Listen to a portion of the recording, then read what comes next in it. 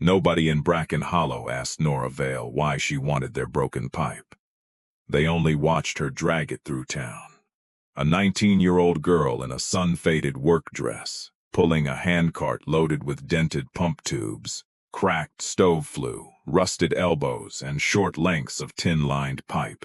Every rut made the metal bang together. To the people on the porches, it sounded like junk. To Nora, it sounded like a system.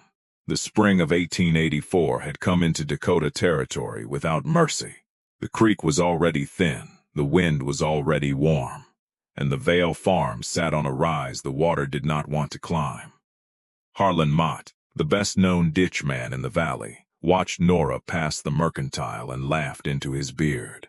"A farm does not live on scraps," he said. "It lives on a ditch." Nora heard him. She did not slow down. She only tightened both hands around the cart handles and kept walking, while the rusted pieces behind her knocked against one another like bones. Not one person in town knew she was hauling home the first harvest they would not be able to explain. Bracken Hollow was not a place that forgave a bad season. It was a narrow settlement cut between a shallow creek, a strip of gravel benches, and open grassland that let the wind run without meeting anything tall enough to stop it. When rain came, it came hard. When it left completely. Most families used open ditches.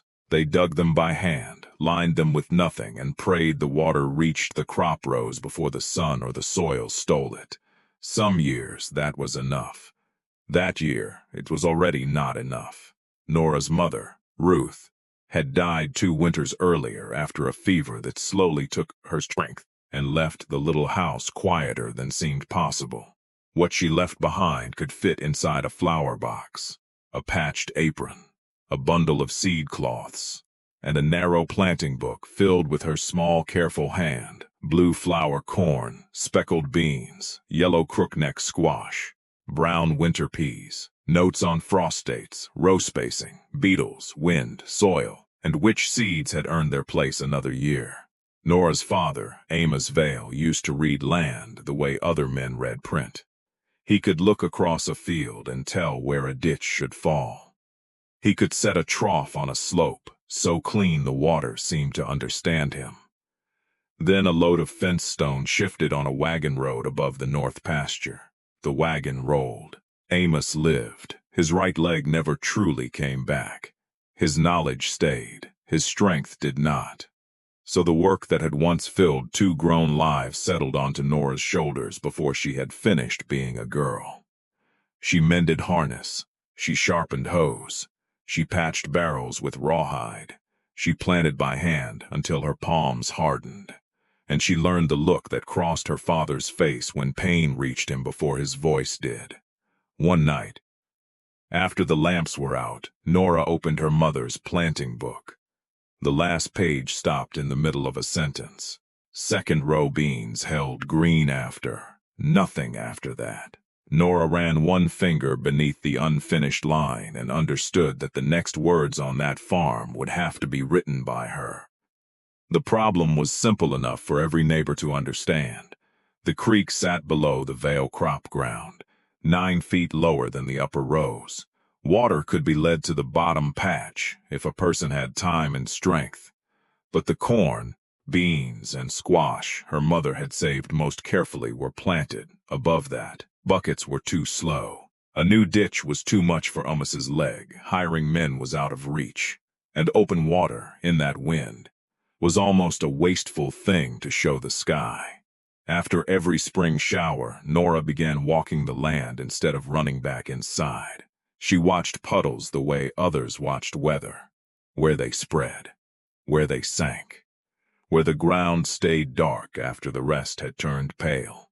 Northwest of the house, above the bean ground, a gravel shelf held rain longer than anywhere else. It was not a pond.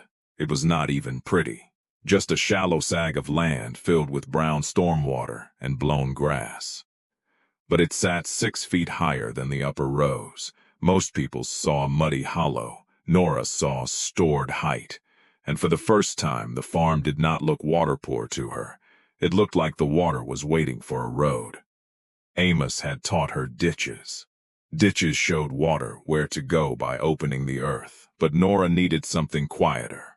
A way for water to travel without being seen. A way for it to arrive at the root before the wind knew it had passed. So she went to the one person in the family who had learned water before Bracken Hollow ever existed. Her grandmother, Elian Voss, lived in a low, sodden timber cabin beyond the east fence. Before she came north, she had worked gardens near old mission channels in New Mexico, where people did not talk about owning water. They talked about losing less of it. In a cedar trunk beneath a stack of wool blankets, Elian kept a water book.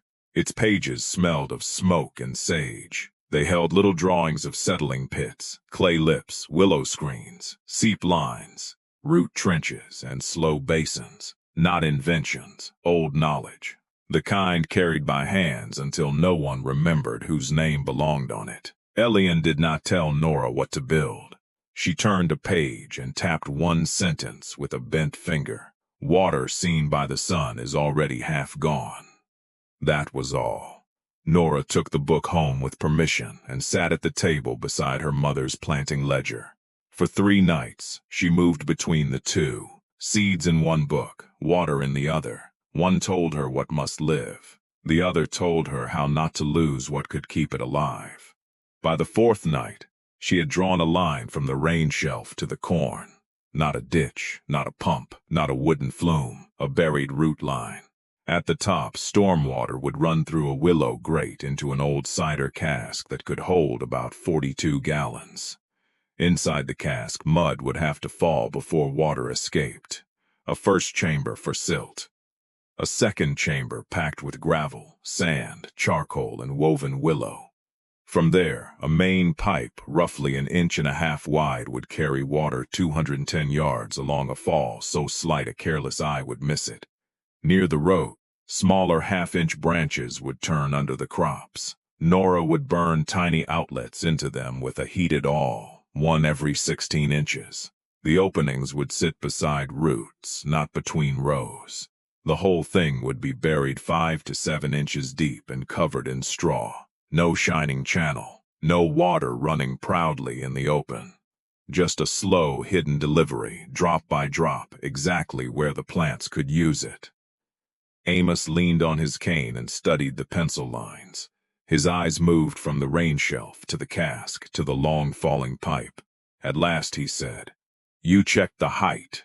Nora did not say yes. She turned the page and showed him the numbers.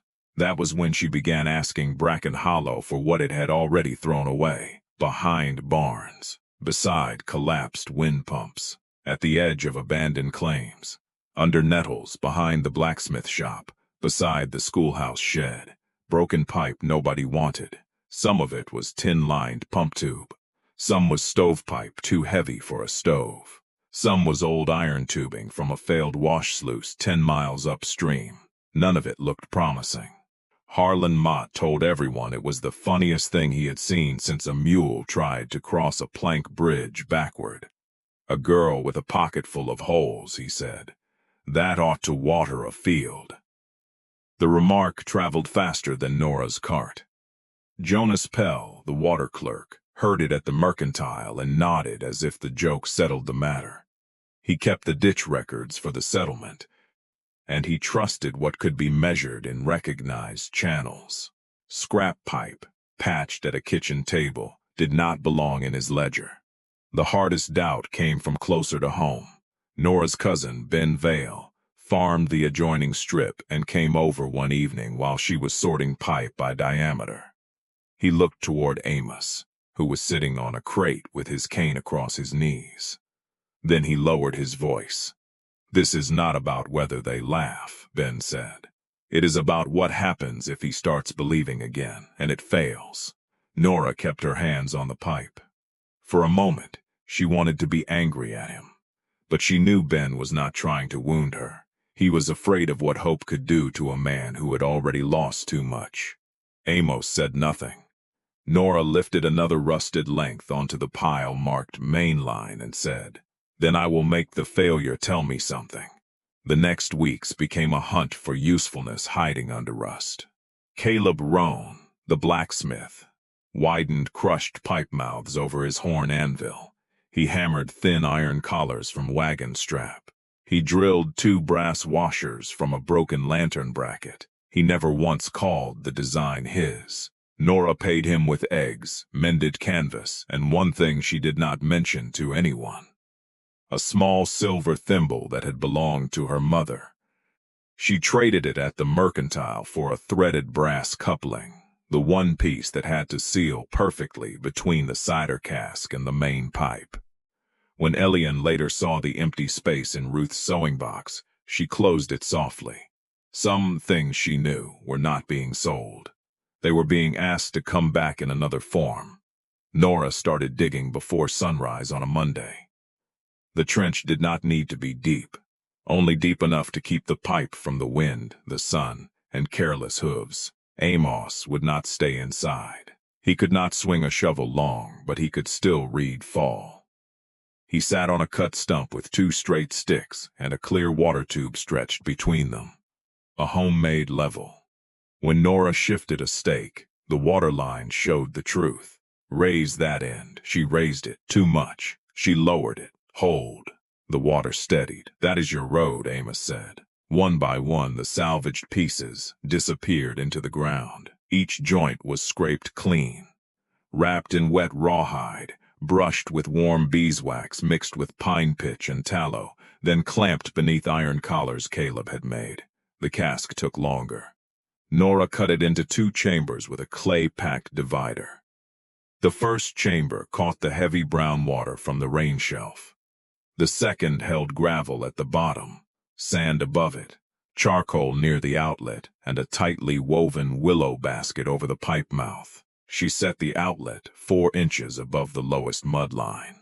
Let the dirt fall first, Elian had said. So Nora made a place for dirt to be dirt before it could become trouble. The branch lines took the most patience. She heated an awl in the stove coals, pressed tiny dark holes along the pipe, then cooled each section in a pan. Some holes hissed, some came out too wide, some needed to be closed with clay plugs and pricked open again. Every 16 inches, corn, beans, squash, peas, root to root. Ben watched from the fence one afternoon. "You are building a thing too small to fight summer," he said. Nora pushed straw over a finished line and answered without looking up. "It is not built to fight summer. It is built to outlast 1 hour of it at a time." The first trial came 3 days later after a short, hard rain.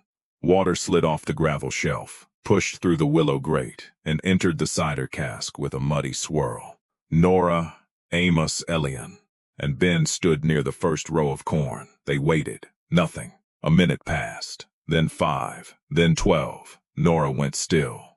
She followed the buried main line uphill, scraping soil away with both hands. 30 yards from the cask, she found the wet spot. Then another. Then another. The rawhide had tightened as it dried. 2 wax seams had softened under noon heat. A joint that looked clean in the shade had opened just enough for water to escape. The system had worked in only one way. It had proven water would take the road. It had also proven Nora had built too many doors out of that road. By evening, Bracken Hollow knew. Harlan Mott said it outside the feed store for anyone who wanted to hear. "A ditch may waste water," he said, "but at least it does not hide its foolishness underground." Nora knelt beside the leaking joint until the mud cooled around her fingers. She did not cry. She did not answer Harlan. She only understood something she had not understood the day before. A good idea could still fail through one lazy seam. The next morning she took the line apart, every leaking joint, every suspect joint, even 3 that it held. She thickened the pitch mixture. She wrapped rawhide while it was wet, then clamped it before the sun could shrink it. She marked every repaired place with a little stone above the trench. Amos opened his old tool chest and removed the narrow sealing knife he had used when he built flumes for half the valley. The handle was worn to the shape of his palm. He gave it to Nora without ceremony. She took it the same way. No speech could have carried more. That night she opened Ruth's planting book. Under the unfinished bean note, Nora wrote, "First test, failure at joints, heat open seams, water traveled 30 yards. Then she wrote the time, the weather, the cask level, and the number of leaks. Her mother's book had once been a record of planting. Now it was becoming a record of what the farm had survived learning. The second test lasted longer. The joints held. Water moved from the cask into the main line, through the buried pipe, and into the first 3 branches. Nora pulled back straw beside a bean row. A dark circle widened in the soil. Not much, not enough for anyone impatient, but enough that her fingertip came away cool. For a few minutes the farm seemed to breathe. Then the flow thinned. The first branch slowed. The second stopped. The third gave one weak drop and went dry. Nora opened the end of the pipe and found the answer. Fine silt, brown as flour, soft as dust, packed inside the little outlets until the water had nowhere to go. Jonas Pell came before sundown with his record book under one arm. He had heard there was something to see. He bent, touched one clogged opening, and wiped his finger on his coat. A system that chokes on its own water, he said, cannot be entered as irrigation. Amos stared at the damp circles near the beans. They were small, but they were real. Ben said nothing. His eyes had changed. He had seen failure, but he had also seen water reach a root through buried pipe. That was more dangerous to doubt than laughter had been. Nora went back to Elian's water book that night and found a drawing she had skimmed too quickly the first time. A settling box with 2 lips, not one. A little note beneath it. Mud has patience. Give it a room. The next morning, Nora rebuilt the cask, not repaired, rebuilt. The first chamber became wider and lower, with a clay floor and a removable plug for cleaning. The second chamber sat slightly higher behind a raised clay lip, so only the clearer topwater could pass over. She added a tighter willow basket around the outlet and packed charcoal looser so water could move without carrying black dust into the line. Then she changed the branches. Several holes were widened by the width of a sewing needle. Some clay plugs were reshaped. 2 branch lines were lifted on flat stones so they no longer sagged and collected silt. The work was slow enough to look foolish to anyone who wanted drama. 1 opening, 1 trickle, 1 correction. But by then, Harlan Mott had stopped laughing every time he passed. He still smiled. He still shook his head. But he watched longer. Caleb Rohn did too. And Amos, sitting with the water level across his knees, saw what the others had not yet named. Nora was no longer trying an idea. She was learning a craft. The third trial began under a white morning sky. Water entered the cask, cleared through the chambers, and slipped down the main line. The first branches opened, then the next, then the next. Nora walked the rows with Ruth's book tucked against her ribs. At the corn, the soil was damp 2 inches below straw. At the beans, 3 inches. At the squash hills, dampness spread slow and wide beneath the leaves. Amos leaned on his cane and asked a question that did not sound like doubt. How far can you carry it? Nora looked toward the abandoned east patch where weeds had grown since the accident. Not yet, she said. She was right. By noon, the prairie wind rose hard enough to flatten loose straw. Heat came out of the ground. A ground squirrel uncovered 1 shallow branch and chewed the clay around a plug. 1 stretch of the main line lay too flat and slowed the last rows until the peas began to curl. The system had survived morning. It had not survived the day. So Nora stopped defending it. She measured it. Every evening, she wrote what had happened. Gallons poured into the cask. Minutes before the first row darkened. Minutes before the last row. Depth of damp soil at noon. Leaf curl at 2 o'clock. Wind direction. Blocked openings. Pipe sections raised a 1/4 inch. Straw lost. Straw replaced. Plug tightened. Plug removed. The book filled with proof before it filled with success. Amos read every entry. He did not correct her hand. He did not soften the failures. Outside the Vale field, Harlan still believed a ditch was honest because a man could see it. Jonas still trusted water best when it fit a category already printed in his records. Inside the field, Nora kept making the invisible thing more dependable than the visible one. Late one afternoon, while she was deepening a trench near the peas, another shovel entered the dirt beside hers. Ben. He had crossed the fence with his hat low and his sleeves rolled. No apology, no explanation. He only looked at the stake line and said, "This branch wants to turn here." Nora pointed with the sealing knife. "There." Ben nodded and began digging. Nothing more had to be said. Then the rain stopped, not slowed. Stopped 1 week, then 2, then 3. By the 27th day without a soaking storm, Bracken Hollow had changed color. The road dust lifted in sheets. The creek broke into shallow runs between exposed stone. Open ditches carried water well enough near their heads, then faded before they reached the last rows. At noon, the thermometer outside the mercantile showed 99 degrees in the shade. By 3, the wind hit 36 miles an hour across the flats. Corn leaves rolled into tight green spears. Squash vines collapsed as if someone had cut their strings. Bean blossoms yellowed and fell before they could become anything useful. Men stood beside their ditches and watched water disappear while it was still in sight. The Vale field did not look impressive. That was what confused people first. There was no bright channel, no running sound, no mud shining in the sun.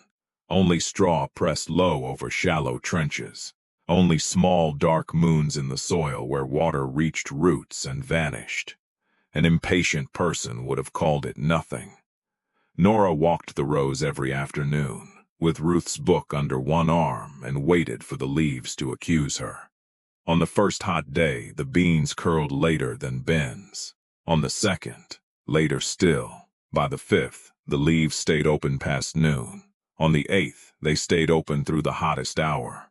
On the 12th day of killing heat, Nora stood in the bean row at 3 o'clock and waited. The leaves did not curl. Amos saw it from the edge of the field. He took 1 step forward, then another, using his cane like a second memory of strength. Ben stopped repairing straw and looked over. Even Elian, who had come with a basket of mending, stood silent near the cask. Nature did not praise Nora. It never praises anyone. It only made its decision in green. The neighboring rows bent hers held. Near sunset, Nora knelt beside the beans and pushed her fingers into the soil beneath the straw. Cool, damp, alive. For the first time since she had started, she sat down in the dirt not because her body had failed, but because her heart had not yet caught up with what the field was saying. The dry spell broke in August with a storm that came too late for many farms, and just in time to prove the difference. A week later, Amos walked the upper rows alone, slowly, painfully, but alone. He stopped by the corn, lowered himself with one hand on his cane, and pulled back the straw. His fingers went 3 inches into the soil. Still cool. He looked across the fence. Ben's lower patch had survived. His upper rows had not. Beyond that, Harlan's far rows stood thin and gray, where his ditch had lost water to air, distance, and heat. Then Amos turned back to the Vale field. Corn leaves brushed his sleeve. Beans hung where blossoms had held. Squash had set under the broad leaves. Amos did not say he was proud. He did not say he had been wrong to fear hope. He looked east, toward the abandoned patch that had grown nothing but weeds since the wagon accident. "How far?" he asked. "Can you carry it before fall?" Nora followed his gaze. Only then did she understand what had changed. Her father was not looking at her root line as a trial anymore. He was looking at it as the future of the farm. By the next week, the town had stopped talking about Nora's cart. They had started talking about Nora's field. Harlan Mott came early one morning, before the heat made pride harder to carry. He walked the line from the rain shelf to the cask. He examined the willow grate, the mud chamber, the charcoal basket, the clay lip, the buried main pipe, the straw-covered branches. He looked for the trick. There was none. At the bean row, he knelt and pushed his fingers beneath the straw. Not muddy, not dry, just cool enough to keep a plant from giving up. For a long while, Harlan stayed there. When he stood, he did not dust his hands right away. He looked toward his own ditch, where the surface still showed water near the head, but the soil at the far rows had crusted pale. At last he turned to Nora. "How did you keep the silt out?" It was the first question he had asked that did not carry a joke inside it. Nora did not say. "I told you." She led him to the cider-cask and opened the cleaning plug. That was the beginning of the town, becoming quiet in a different way. Jonas Pell arrived in September with a measuring staff and the settlement ledger. This time, he did not come to dismiss it from a distance. He measured the fall from the rain shelf. He measured the cask height. He paced the main line. He counted branch rows. He asked how many gallons the cask held after a half-inch rain. How many minutes before the last branch dampened? How often the mud chamber had to be cleared? How many outlets had clogged after the rebuild? Nora answered none of it from memory. She opened Ruth's planting book, dates, times, weather, water depth, repairs, clogs, leaf curl, plant height, rows served, nothing polished, nothing exaggerated. Jonas compared the book to the field in front of him. Then he closed his ledger. For once his pencil did not move right away. Harvest came without miracle. That mattered. The corn was not the finest the valley had ever seen. The beans did not make the vales rich. The squash did not turn one hard summer into a storybook. But the upper field, the one most people thought would die first, it filled enough baskets to matter. 18 good sacks of dry beans. 247 ears of blue flower corn worth saving. Squash enough for winter storage. Seed enough to plant again. It was not a miracle harvest. It was a harvest that had no right to be there. On the last day of counting, Jonas Pell opened the settlement water ledger and wrote a new entry beneath the ditch records. Vale root line, storm-fed head cask, buried pipe, settling chamber, working. No speech followed, only the scratch of pencil. Harlan stood behind him, reading the words. Then he said, not loudly, "Miriam Cole lost her kitchen garden. Could a shorter line serve that yard?" Nora looked toward the basket of beans at her feet. "Yes," she said. That one word traveled farther than all the laughter had.